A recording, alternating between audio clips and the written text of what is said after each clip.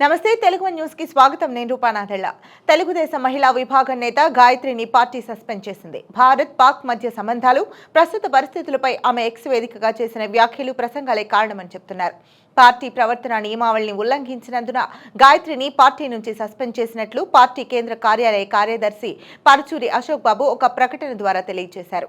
గాయత్రిపై social మీడియాలో వచ్చిన ఆరోపణలే ఎందుకు కారణమని అంటున్నారు. విజయవాడకు సందిరెడ్డి గాయత్రి గతంలో తెలుగు మహిళా రాష్ట్ర అధికార ప్రతినిధిగా ఉన్నారు. గత ప్రభుత్వ హయాంలో వైసీపీ నేతలు, కార్యకర్తల విమర్శలకు కౌంటర్ ఇస్తూ పార్టీలో కీలకంగా వ్యవహరించారు. టీవీ చర్చా కార్యక్రమాల్లోనూ టీడీపీ వాదనను బలంగా వినిపించారు.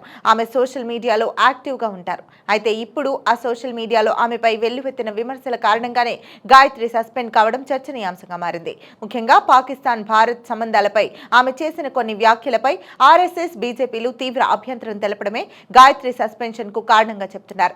ముఖ్యంగా ఆమె భారత ఇతిహాసాల, మహాభారతం, రామాయణంపై అనుచిత వ్యాఖ్యలు చేశారన్న ఆరోపణలపై గాయత్రిని సస్పెండ్ చేయడమే కాకుండా దర్యాప్తునకు కూడా తెలుగుదేశం ఆదేశించింది. గాయత్రిపై తక్షణం చర్యలు తీసుకోవాలంటూ Hindu IT cell, BJP, RSS demand మేరకే గాయత్రిని సస్పెండ్ చేసినట్లు తెలుస్తోంది. ఈ సస్పెన్షన్ పై గాయత్రి స్పందన ఏంటన్నది తెలియాల్సి ఉంది.